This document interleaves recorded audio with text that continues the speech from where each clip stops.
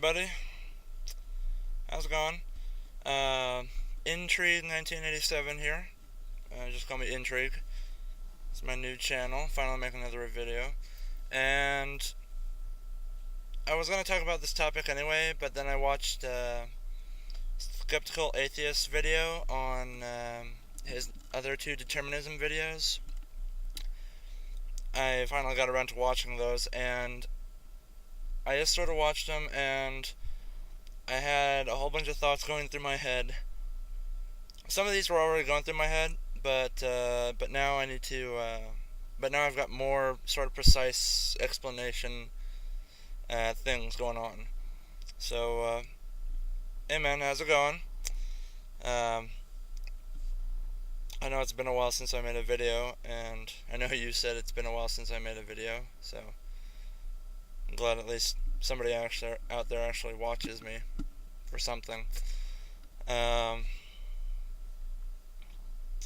on your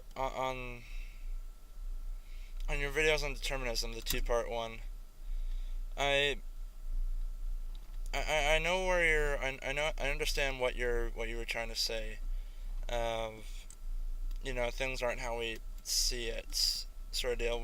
We're not what we appear to be. We're all just a collection of atoms. You know, limited to limited and subject to physical laws and properties and stuff. And I understand that. I get that. That makes sense. I agree with you on that. Okay, I do. But I wanted to talk about. I'm not quite sure if you get exactly what people are talking about when they say free will.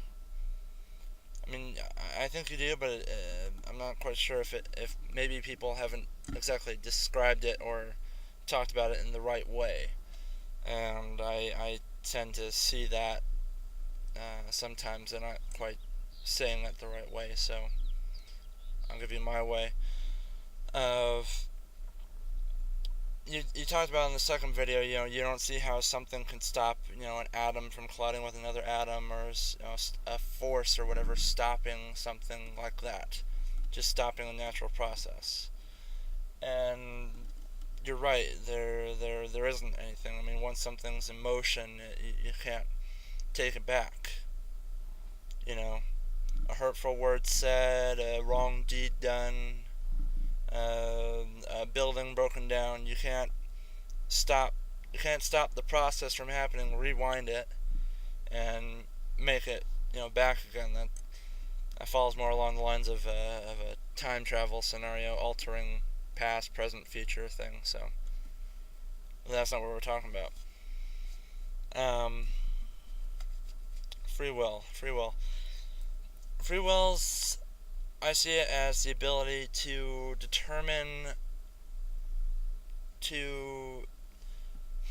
not determine an outcome per se, but to make a particular outcome a reality, if that made sense. I'll put it in a different perspective. um,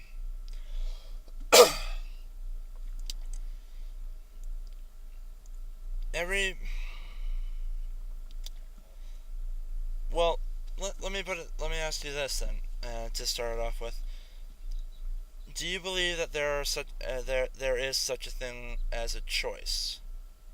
That there are such a thing as choices? Because answering that question will, kind of stems towards the free will side. Depending on how you answer it, that goes towards the free will. If you answer yes, you believe there are choices, then you lean towards the idea of free will. If you don't believe that there's the idea of choices, that we make choices, then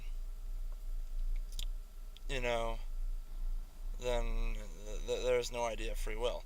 But correct me if I'm wrong, but the way I'm understanding what you're saying is we're all atoms, right? We're all subject to the physical world.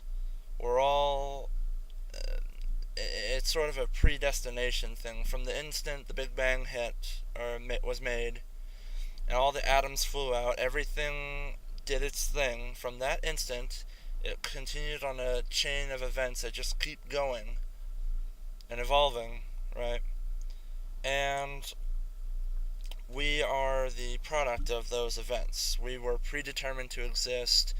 I was predetermined to be making videos towards you. You were predetermined to make videos towards me, and all this other stuff. If I'm right in that, okay. If not, please correct me, as I said. But when, but it's just an odd concept for me. I understand it. It's just an odd thing to think about, and you're right. If you go thinking about this kind of process for a long period of time, you can. I haven't heard anything of actually going insane, but you can give yourself a pretty good headache just trying to think of all the possibilities and the subsequent little idiosyncrasies of this whole free will, predeterminate thought process, and why people do things. Was I predetermined to think about predetermination, and so on and so forth, and it's one big headache, it really is. I know I've actually thought something on this. Anyway. But the thing with choices, or options, the future, my belief, the future isn't written yet. And that's why we can't predict the future. People behave in unpredictable fashions.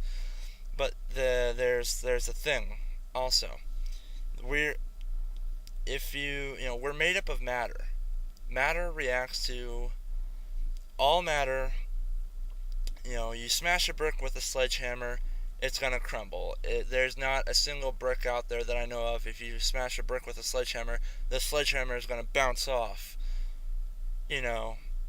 Just because that one would behave differently. You can't say that for humans. In a general sense, we all react to the same things in the same way. In a very broad, general sense, that's what we do. But when you get down to individuals, that's when things start to vary. Sometimes, and they vary in widening degrees, okay? Anything from a death of a family member, to loss of a job, to loss of a house, loss of a wife, any sort of loss, or some kind of gain. You inherited money, you won the lottery, you got a new car, you just got married, whatever. People act differently.